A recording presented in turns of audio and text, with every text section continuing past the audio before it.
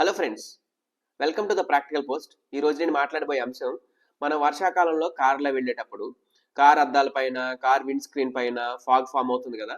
అయితే అసలు ఈ ఫాగ్ ఫామ్ అయినప్పుడు మనకి వ్యూ అనేది డిస్ట్రాక్ట్ అవుతుంది. అది చాలా డేంజరస్ కాబట్టి అసలు ఫస్ట్ ఆఫ్ ఆల్ అసలు ఫాగ్ ఎందుకు ఫామ్ అవుతుంది, ఫాగ్ ఫామ్ అవ్వకుండా మనం ఎటువంటి జాగ్రత్తలు తీసుకోవాలి, ఒకవేళ ఫాగ్ ఫామ్ అయింది అనుకోండి ఎటువంటి చర్యలు తీసుకోవాలి అనేది మనం ఈ వీడియోలో డిస్కస్ చేద్దాం. అసలు ఫాగ్ ఎందుకు ఫామ్ అవుతుందో తెలుసుకుందాం.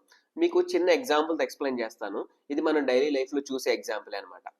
అయితే ఇక్కడ చూడండి, నేను ఒక వాటర్ బాటిల్ తీసుకున్నాను. ఈ వాటర్ బాటిల్ ఇప్పుడే ఫ్రిడ్జ్ లోంచి బయటికి తీసామన్నమాట. అయితే ఈ వాటర్ బాటిల్ చుట్టూ కూడా ఒక ఫాగ్ లాగా ఫామ్ అవుతుంది. ఓకే, ఇది ఎందుకు ఫామ్ అవుతుంది ఇప్పుడు తెలుసుకుందాం. ఇలాగ ఫాగ్ ఫామ్ అవడానికి కారణం ఏంటంటే టెంపరేచర్ డిఫరెన్స్ అన్నమాట.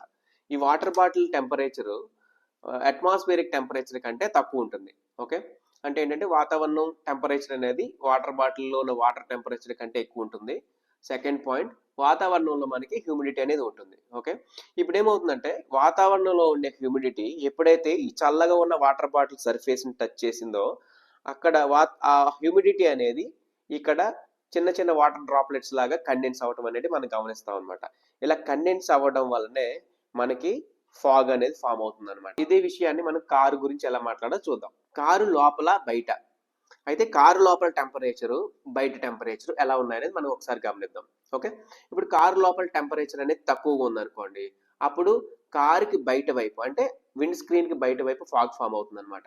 అదేవిధంగా కారు లోపల టెంపరేచర్ ఎక్కువ ఉందనుకోండి, అప్పుడు కారుకి లోపల ఫాగ్ ఫామ్ అవుతుంది అనమాట. ఎప్పుడైనా మనం గుర్తుంచుకోవాల్సిన విషయం ఏంటంటే ఎటువైపు అయితే టెంపరేచర్ ఎక్కువ ఉంటుందో అటువైపు ఫాగ్ అనేది ఫామ్ అవుతుంది అనమాట. అంటే ఇక్కడ బయట టెంపరేచర్ లోపల టెంపరేచర్ ని సెపరేట్ చేయడానికి విండ్ స్క్రీన్ లేదా అద్దాలు అనేది మనకు ఒక కామన్ కాంటాక్ట్ సర్ఫేస్ అనమాట. ఈ సర్ఫేస్ కి లోపల బయట అనేది ఉంటుంది కాబట్టి టెంపరేచర్ ఎటువైపు అయితే ఎక్కువ ఉంటుంది, బయట ఎక్కువ ఉంటే బయట ఫామ్ అవుతుంది ఫాగ్, లోపల టెంపరేచర్ ఎక్కువ ఉంటే లోపల ఫామ్ అవుతుంది అనమాట.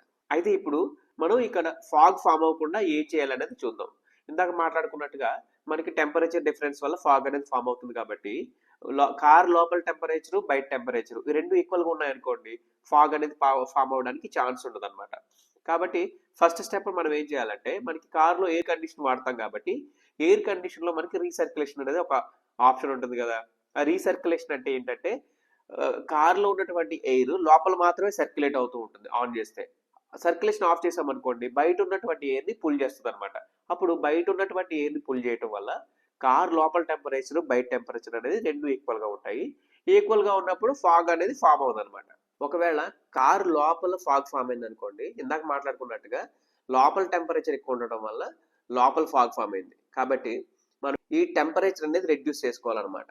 ఫర్ ఎగ్జాంపుల్ ఇప్పుడు 25 డిగ్రీ సెంటిగ్రేడ్ లోపల టెంపరేచర్ ఎయిర్ కండిషనర్ టెంపరేచర్ పెట్టుకున్నాం అనుకోండి, దాని నుంచి 20 డిగ్రీస్ ఆర్ 18 డిగ్రీస్ అలాగా మనం రెడ్యూస్ చేసుకోవాలన్నమాట. సెకండ్ స్టెప్ ఏంటంటే మనం కార్ అద్దాలు అనేది స్లైట్ గా కిందకి దించుకోవాలన్నమాట. దించుకోవడం వలన బయట గాలి లోపలికి వస్తుంది, లోపల గాలి బయటకు పోతుంది. కాబట్టి బయట లోపల అనేది టెంపరేచర్ ఈక్వల్ గా ఉంటుంది. అదేవిధంగా హ్యూమిడిటీ లెవెల్స్ కూడా ఆల్మోస్ట్ ఈక్వల్ గా ఉండటం వల్ల ఈ ఫాగ్ అనేది ఆటోమేటిక్ గా డిసపియర్ అవుతుంది అనమాట. తర్వాత సర్క్యులేషన్ అనేది ఆఫ్ చేసుకోవాలి. అంటే ఎయిర్ కండిషనర్ లో సర్క్యులేషన్ ఉంటుంది కదా, ఆ సర్క్యులేషన్ ఆఫ్ చేసుకోవడం వల్ల బయట గాలి కూడా లోపలికి సక్ చేస్తుంది అనమాట. దానివల్ల కూడా మనకి టెంపరేచర్ అండ్ హ్యూమిడిటీ అనేది రెండు ఈక్వల్ గా ఉంటాయి అనమాట. అదే విధంగా ఫాగ్ అనేది కారుకి బయట వైపు ఫామ్ అయింది అనుకోండి, అప్పుడు ఏం చేయాలో ఇప్పుడు చూద్దాం. ఇప్పుడు బయట ఫామ్ అవడానికి కారణం ఏంటంటే మన కార్ లోపల టెంపరేచర్ అనేది తక్కువగా ఉంది. అంటే ఎటువైపు అయితే టెంపరేచర్ ఎక్కువ ఉంటుందో అటు ఫాగ్ ఫామ్ అవుతుంది అనుకున్నాం కాబట్టి కారుకి బయట టెంపరేచర్ ఎక్కువ ఉంది, అంటే అట్మాస్ఫియరిక్ టెంపరేచర్ ఎక్కువ ఉంది, కార్ లోపల టెంపరేచర్ అనేది తక్కువ ఉండడం వల్ల బయట ఫాగ్ ఫామ్ అయింది. ఇప్పుడు ఏం చేయాలంటే మనము కార్లో లోపల టెంపరేచర్ అనేది ఇంక్రీజ్ చేసుకోవాలన్నమాట. ఏసీలో టెంపరేచర్ ఇంక్రీజ్ చేయాలి. తర్వాత ఇందాక చెప్పిన స్టెప్సే ఫాలో అవ్వాలన్నమాట. ఎయిర్ సర్క్యులేషన్ అనేది ఆఫ్ చేసుకోవాలి, అప్పుడు బయట గాలి లోపలికి వస్తుంది. అదేవిధంగా మనం విండోస్ కూడా స్లైట్ గా కిందకి దించుకోవడం వల్ల బయట గాలి లోపలికి, లోపల గాలి బయటకి సర్క్యులేట్ అవ్వడం వల్ల ఈక్వల్ టెంపరేచర్స్, ఈక్వల్ హ్యూమిడిటీ ఉండటం వల్ల ఆటోమేటిక్ గా ఫాగ్ అనేది డిసపియర్ అవుతుంది అనమాట. అయితే ఈ ఫాగ్ ఫామ్ అవటం అనే ప్రాబ్లమ్ ని మనం ఎక్కువగా చూసేది వర్షాకాలం, శీతాకాలంలో కదా. అయితే శీతాకాలం అయినా వర్షాకాలం అయినా మనకి ఎలాంటి ప్రాబ్లం ఎప్పుడైనా ఫేస్ అయినప్పుడు మనం ఈ టిప్స్ అనేది గుర్తుపెట్టుకోవాలన్నమాట. ఫస్ట్ పాయింట్, మనం అది కార్లో లోపల ఫామ్ అయిందా బయట ఫామ్ అయిందా అనేది గమనించాలి. లోపల ఫామ్ అయితే టెంపరేచర్ డిక్రీజ్ చేయాలి, బయట ఫామ్ అయింది అనుకోండి టెంపరేచర్ ఇంక్రీజ్ చేసుకోవాలి. దీంతో పాటుగా మనం కార్ అద్దాలను స్ట్రైట్గా దించుకోవాలి. ఎయిర్ కండిషనర్లో సర్క్యులేషన్ అనేది ఆఫ్ చేసుకోవాలన్నమాట. అంటే లోపలే తిరగకుండా బయట ఎయిర్ కూడా లోపలికి సక్ అవుతుంది అనమాట. అప్పుడు ఈక్వల్ టెంపరేచర్స్, ఈక్వల్ హ్యూమిడిటీ ఉంటాయి అనమాట. మీకు ఇంకా ఏమైనా డౌట్స్ ఉన్నాయనుకోండి, కింద కామెంట్ సెక్షన్లో కామెంట్ చేయండి, నేను రిప్లై ఇస్తాను. అదేవిధంగా ఈ వీడియోలో మీకు కంటెంట్ నచ్చింది అనుకోండి, లైక్ చేయండి, షేర్ చేయండి. ఇలా మరిన్ని ఇన్ఫర్మేటివ్ వీడియోస్ కోసం సబ్స్క్రైబ్ చేయండి. Thanks for watching practical post.